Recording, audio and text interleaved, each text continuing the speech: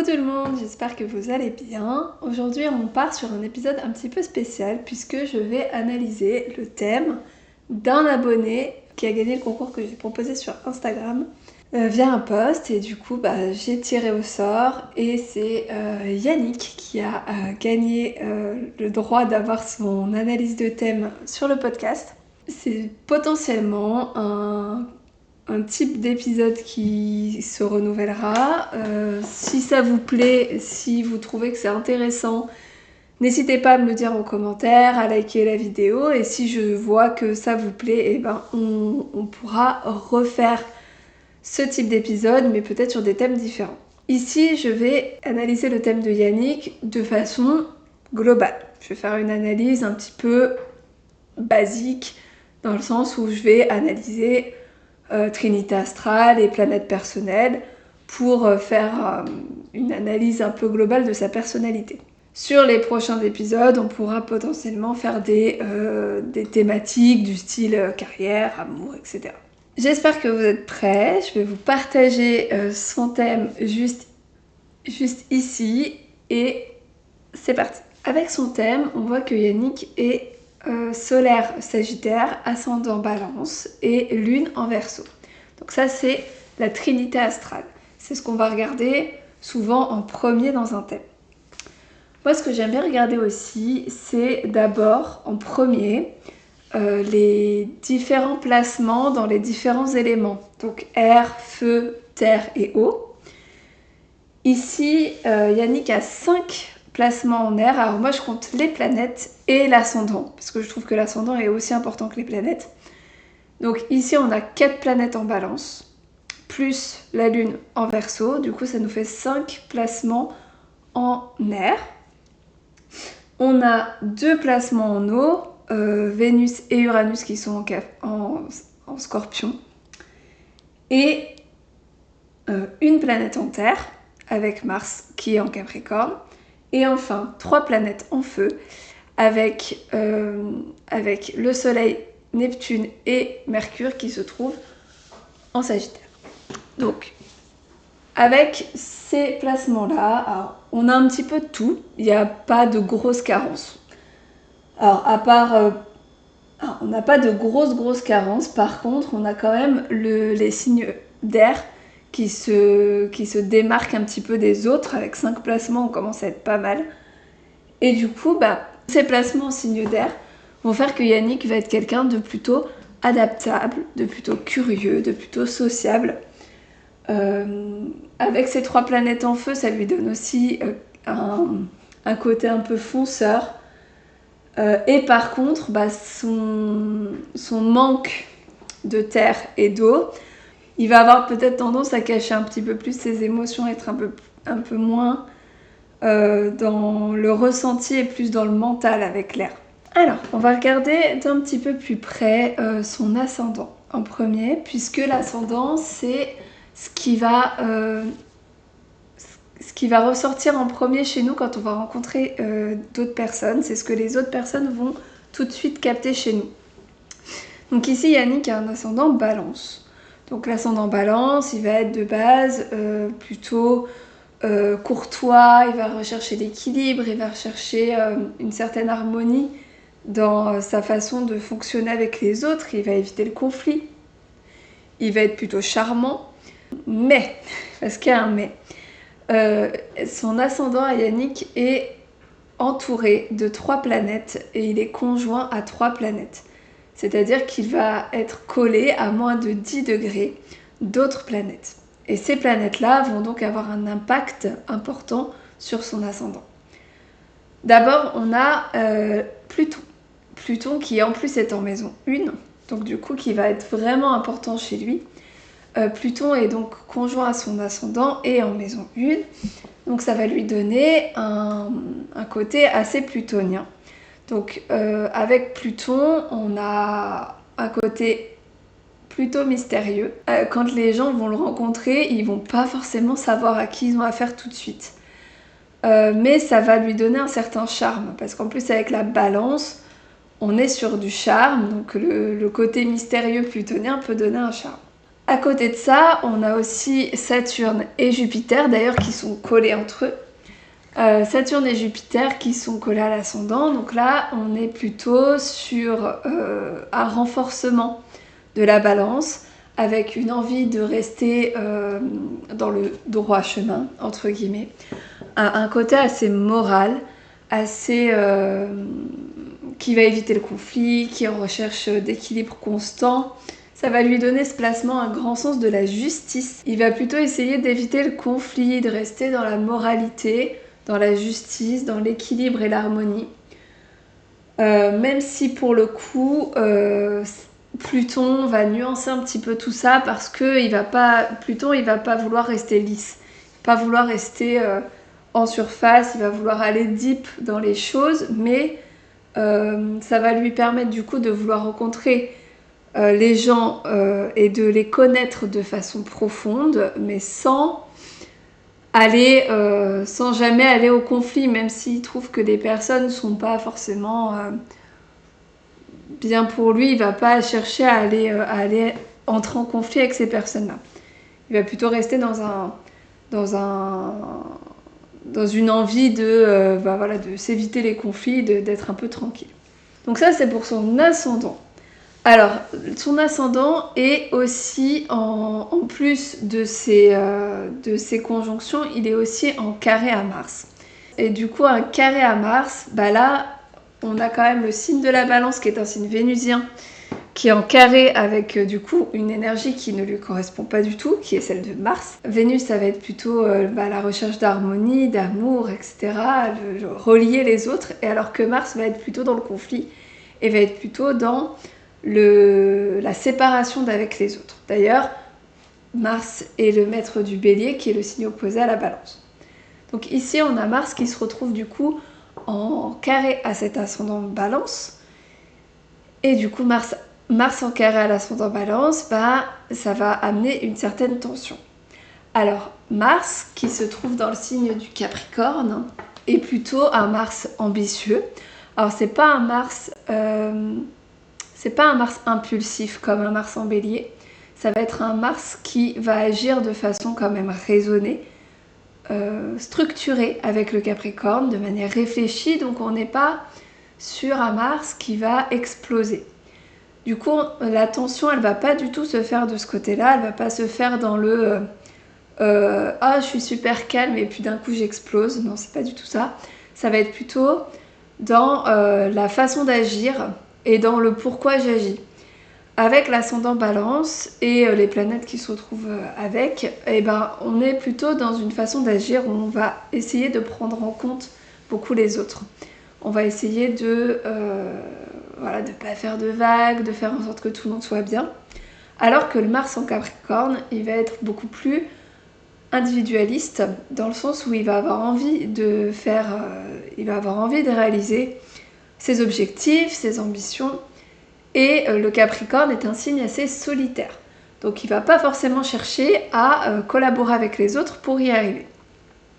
Et ici, du coup, on a une certaine tension entre est-ce que je dois faire plaisir aux autres, est-ce que je dois agir en pensant aux autres, ou est-ce que je dois agir en pensant qu'à moi et à mes objectifs. Et du coup, c'est plutôt là que se trouve le conflit. Donc c'est là que va devoir se trouver un équilibre entre les deux. Une manière d'agir pour soi, mais tout en maintenant quand même une certaine harmonie dans laquelle Yannick se trouve bien, puisque s'il se retrouve dans le conflit tout le temps, clairement, avec toutes les planètes qu'il a en Balance et qui sont liées à son ascendant, il va se sentir plutôt mal, donc c'est pas le but. D'ailleurs, je pense qu'on va continuer à parler plutôt du relationnel, puisqu'on est un petit peu parti là-dedans.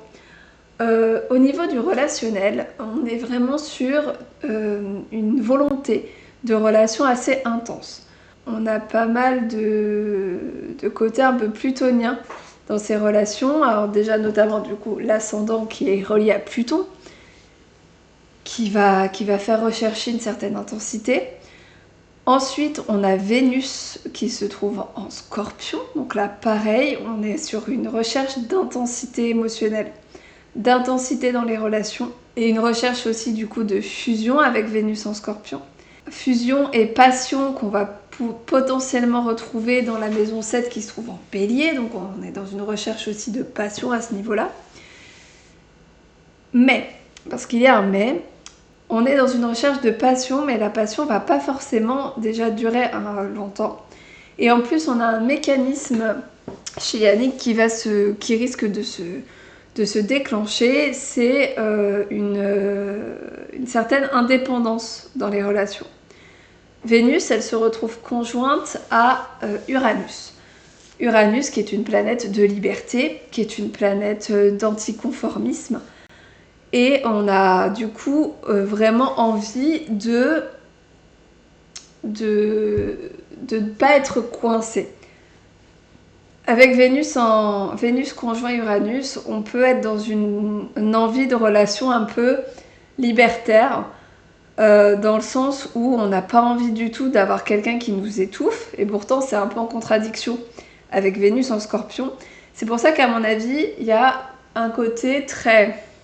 je suis fusionnelle au départ, et en fait, la fusion et la passion, au bout d'un moment, peut étouffer, et du coup, on a peut-être plus tendance après à fuir, à être plus distant, plus froid. D'ailleurs, la maison 5 de Yannick commence en Verseau, donc le signe d'Uranus, donc on est encore dans cette optique-là d'avoir des relations où la liberté prime.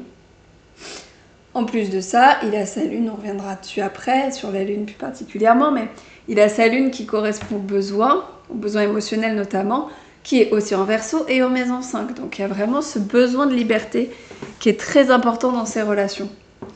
Pourquoi ce besoin ? Il y a pour moi une explication psychologique à ce fonctionnement.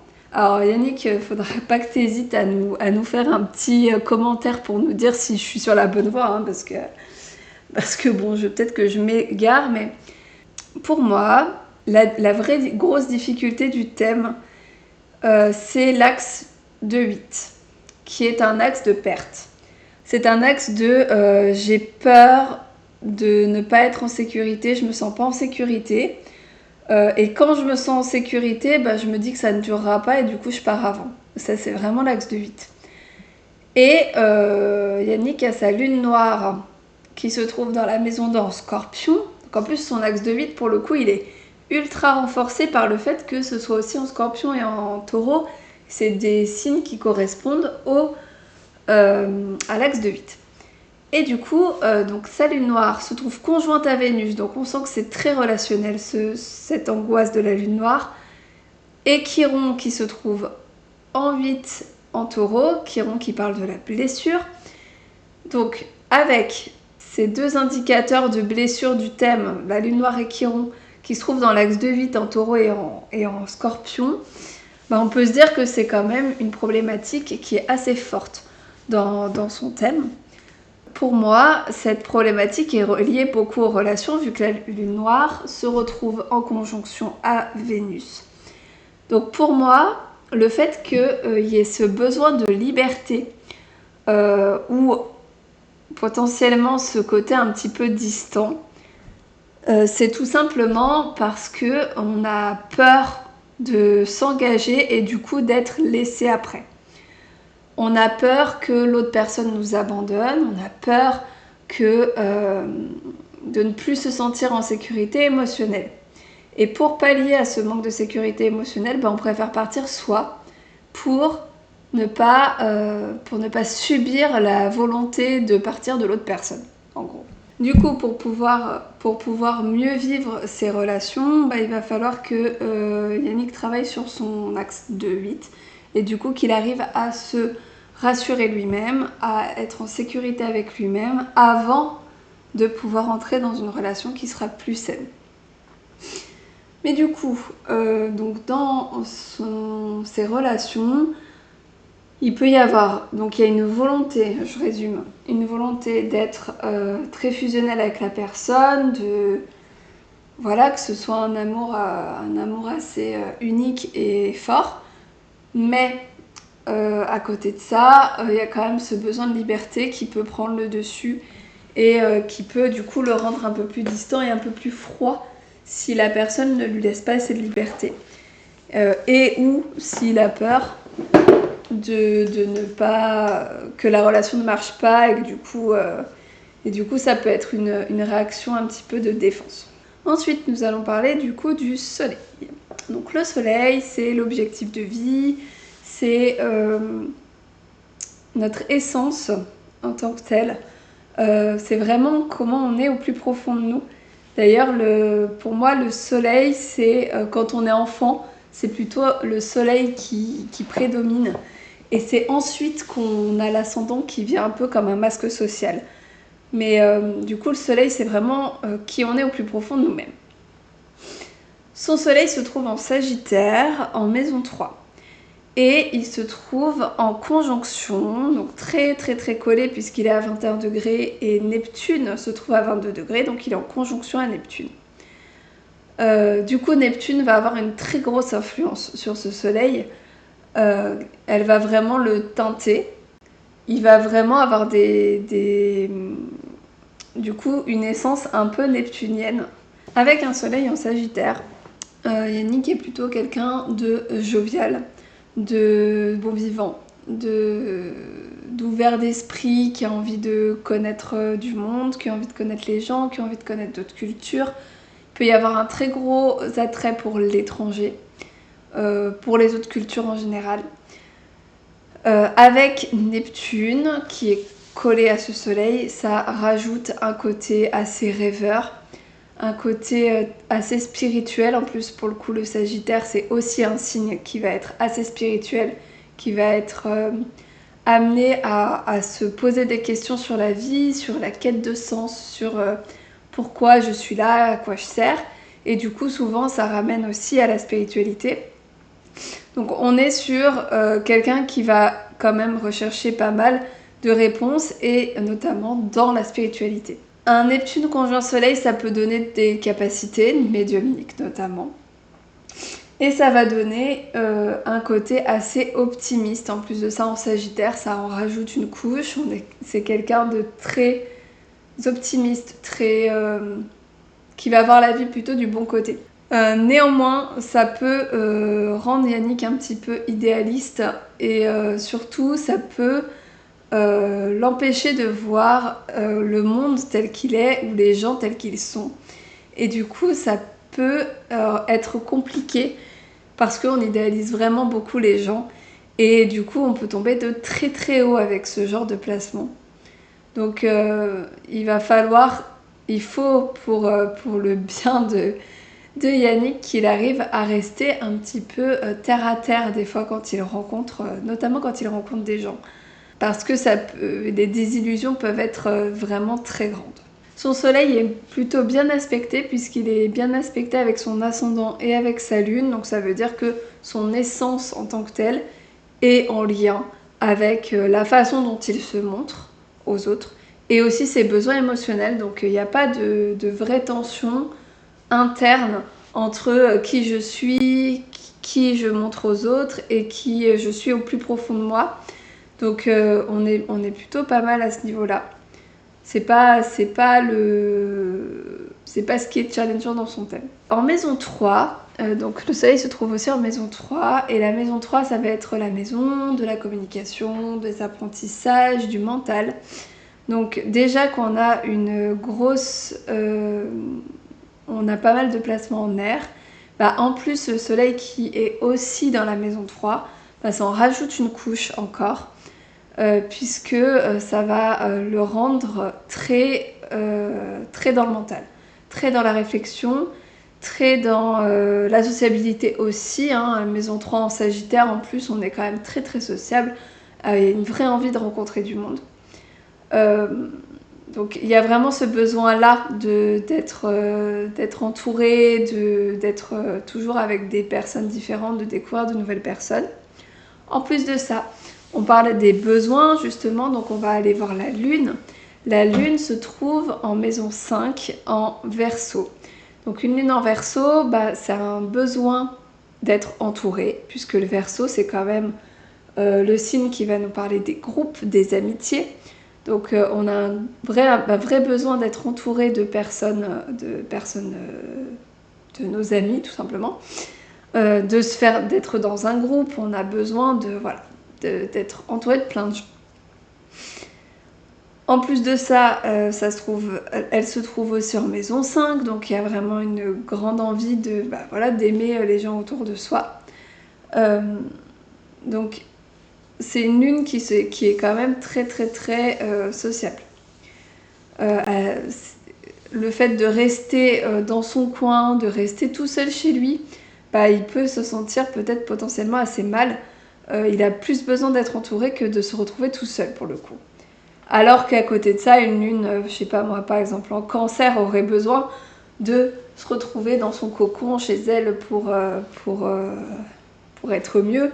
Là, au contraire, il a besoin de sortir, il a besoin de voir du monde, il a besoin de communiquer avec les autres pour pouvoir se sentir bien. La lune en Verseau a un grand besoin aussi d'indépendance quand même. C'est un peu paradoxal, mais il y a quand même ce besoin d'indépendance dans le sens où on aime bien être entouré de personnes avec qui ça reste léger, mais quelqu'un qui va trop nous coller, ça va nous perturber. On va pas aimer ça. Et il faut que les relations elles restent quand même assez légères. Si c'est trop fusionnel, ça peut être un petit peu effrayant pour une lune en Verseau.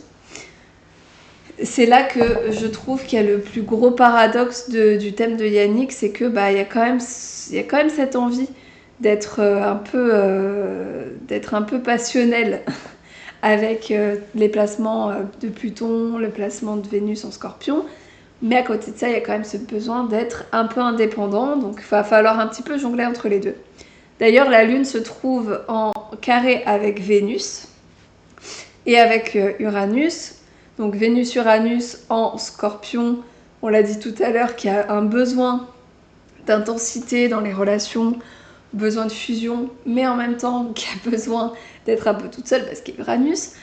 Là ça rajoute le côté en fait pour me sentir bien j'ai besoin de pas être trop étouffée, j'ai besoin d'être assez indépendant.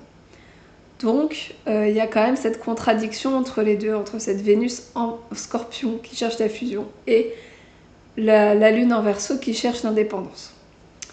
Donc là c'est pareil, il va falloir trouver une relation où on peut mixer un peu les deux, dans le sens où quand on est avec la personne, ça va être très très très fort émotionnellement et on va se trouver plein de points communs, on va être vraiment très fusionnel.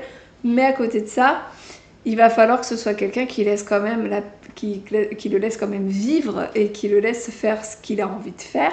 Parce que si il est trop étouffé, ça peut être très très compliqué. Il va se sentir pas du tout bien à cause avec cette lune en Verseau. La lune en Verseau, elle va aussi montrer un besoin de routine, un besoin justement de ne pas avoir de routine.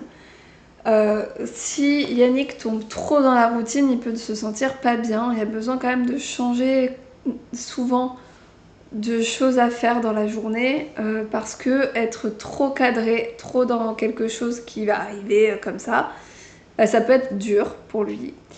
Il va pas se sentir très à l'aise, il va pas se sentir très bien. Alors pour moi ça a pu trouver son origine dans l'enfance où on voit que la maison 4, qui est la maison de la famille et des racines, se trouve en Capricorne. Et la maison 4 en Capricorne va montrer une famille plutôt exigeante, plutôt dans la structure, dans l'ordre, il n'y a rien qui dépasse. Et du coup, c'est peut-être ça qui a fait que sa lune, son besoin s'est dirigé plutôt vers quelque chose de plus libre, de plus original. Il a besoin de liberté, il a besoin de faire un peu ce qu'il a envie de faire et d'être moins dans cette structure qui a pu potentiellement l'oppresser en étant enfant. D'ailleurs, Mars est conjoint à ce fond du ciel en Capricorne, à ce début de maison 4. Et on l'a dit tout à l'heure, Mars en Capricorne, c'est quand même un placement très ambitieux, très... je suis dans l'action pour réussir et du coup il peut y avoir une enfance potentiellement assez exigeante. Ouais, potentiellement assez exigeante. Alors, pour le coup, je pense que du coup, ça a directement influencé son nœud nord et son nœud sud. Donc, le nœud nord, c'est... je vous l'entoure là, juste là. Le nœud nord, ça va être l'endroit où on va aller, les énergies vers lesquelles il faut aller. Donc là, son nœud nord se trouve en Lion en maison 10 et son nœud sud en maison 4 en Verseau. Alors pour moi, y a ce côté enfance un peu exigeante où on est forcé de réussir. Et par contre, il y a quelque chose d'un peu... Il y a peut-être quelque chose d'un peu genre... si je ne fais pas ce qu'on me dit, bah en fait on ne me voit pas. Et j'ai pas été assez validée parce que les personnes qui étaient autour de moi pensaient peut-être à leurs propres objectifs et moins à moi. Et du coup, il y a peut-être un manque de validation, d'estime à ce niveau-là. Et du coup, avec le nœud nord en Lion et en maison 10, et ben là, on va inviter Yannick à se retrouver, à avoir ses propres objectifs personnels avec le Lion, à réussir à se valider lui-même et à réussir à prendre conscience de sa valeur et à gagner petit à petit une bonne estime de lui. D'ailleurs, la part de fortune est sur le même degré que son nœud nord, donc on sent qu'il peut y avoir une belle réussite au niveau notamment professionnel avec la maison 10. Et Yannick est potentiellement aidé là-dedans, donc il faut vraiment essayer de développer ses propres objectifs, notamment au niveau pro. D'ailleurs, je fais une minuscule parenthèse niveau pro. Pour moi, il faudra qu'Yannick me dise, parce que vraiment ça m'intrigue.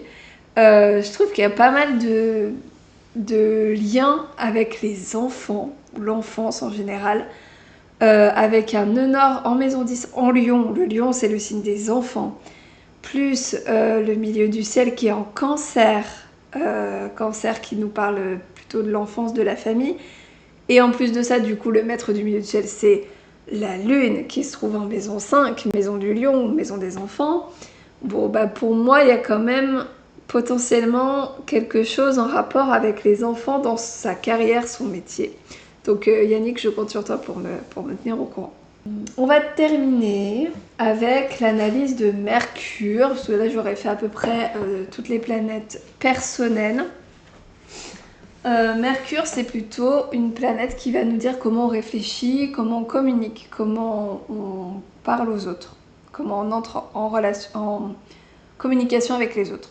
Alors, Mercure est en exil, puisqu'il se trouve en Sagittaire, c'est son signe opposé, puisque Mercure est le maître des Gémeaux. Néanmoins, je trouve que Mercure, pour le coup, en Sagittaire, ça donne quelqu'un d'assez ouvert d'esprit. Ça donne quelqu'un qui va s'intéresser à beaucoup de choses, donc ça n'enlève pas du tout la curiosité de Mercure, au contraire. On est sur quelqu'un qui va s'intéresser aux autres cultures, à la façon de vivre des autres. On va avoir quelqu'un qui va s'intéresser à beaucoup de sujets tels que la philosophie, la religion, la spiritualité, et qui va être dans une véritable quête de sens, de pourquoi je suis là, qu'est-ce qui se passe, pourquoi ma vie est comme ça. Avec Mercure en Sagittaire, il peut y avoir une belle capacité au niveau des langues, ça je crois que j'ai déjà dit. Mais voilà, pour le coup, pour apprendre une langue étrangère, un Mercure en Sagittaire, c'est pas mal. On a un bon apprentissage en général, une belle façon d'apprendre, pas très très compliqué pour le coup. Mercure en plus est conjoint, alors c'est une conjonction très large puisqu'elle est à 10 degrés, mais conjoint au soleil, donc du coup une conjonction Mercure-Soleil, c'est que la communication est quand même très très importante pour Yannick. Et voilà, il y a une bonne faculté mentale, une bonne façon de communiquer. C'est quelque chose qui revient pas mal chez lui. Donc ça fait vraiment partie de lui d'être aussi communicatif, d'apprendre vite, de réfléchir souvent, etc. On voit qu'il y a un très gros attrait pour la spiritualité, la connaissance de soi, le développement personnel, parce que Mercure, donc Mercure, planète du mental, de l'apprentissage, est le maître de sa maison 8, de sa maison 9 qui va parler des croyances et de la spiritualité, mais aussi de sa maison 12 avec la Vierge. Donc maison 12 qui va parler d'inconscient et qui va parler de ce qui est invisible autour de nous. Donc on a quand même un très gros attrait à ce niveau-là et une volonté de comprendre ce qui se passe. Donc si je devais résumer un petit peu tout ça, pour moi, déjà Yannick est quelqu'un de très sociable. Il a besoin d'être entouré, il a besoin d'être en connexion avec d'autres personnes. Il n'aime pas spécialement la solitude, ça peut même être compliqué pour lui de rester seul. Il y a une grande volonté lorsqu'il rencontre des gens d'être quand même assez fusionnel, notamment dans ses relations amoureuses. Mais il y a quand même cette volonté d'indépendance qui peut être assez forte et qui du coup peut étouffer si jamais quelqu'un est trop sur lui. Il y a une grande volonté avec l'ascendant Balance d'éviter le conflit, d'éviter de faire plaisir à tout le monde, mais en même temps, il a besoin, avec son Mars, de se focaliser sur ses propres objectifs et de ne pas prendre tout le temps en compte la vie des gens. D'ailleurs, avec Pluton à l'ascendant, il a besoin de reprendre un certain pouvoir. Son soleil en Sagittaire le rend aussi très jovial et très ouvert d'esprit, encore plus avec Neptune qui est conjoint à ce soleil et qui peut donner de belles capacités, notamment extrasensorielles. D'ailleurs, la spiritualité est quand même très importante dans ce thème. Et enfin, je vais terminer sur les besoins. Du coup, la Lune lui donne un besoin d'indépendance, mais en même temps, une volonté d'être quand même entourée. C'est compliqué, ça peut être compliqué d'être seul. Et on a du coup un besoin aussi d'originalité, besoin de ne pas faire forcément comme les autres et de ne pas avoir de routine tout le temps préétablie. Voilà, j'ai fait quand même plutôt le tour. Donc ça, c'est vraiment une analyse un peu globale. J'aime bien quand je vois un thème, alors bien entendu me focaliser sur les planètes personnelles parce que c'est important au niveau de la personnalité, mais je trouve ça bien de voir un peu le thème de manière globale. Vous voyez, je suis partie un petit peu sur les axes de 8, sur les nœuds nord, nœuds sud, etc. parce que des fois ça résonne avec certains placements et je trouve ça intéressant de voir un thème dans sa globalité. J'espère que ce nouveau format vous a plu. Restez bien connectés, notamment sur Instagram. Si vous ne me suivez pas encore sur Instagram, n'hésitez pas à le faire parce que je vais sûrement, si cet épisode vous a plu et si ça fonctionne, je vais sûrement le retenter, refaire ce type de contenu. Peut-être avec des problématiques un peu plus précises du type amour, travail, etc. Donc n'hésitez pas à rester connecté et comme ça vous serez au courant si je refais un petit post concours pour analyser le thème d'un abonné. J'espère que cet épisode vous a plu. N'hésitez pas à noter sur vos plateformes de podcast si vous êtes en podcast ou à liker sur YouTube et à me suivre sur ma chaîne. Je vous souhaite à tous une belle semaine et je vous dis à bientôt.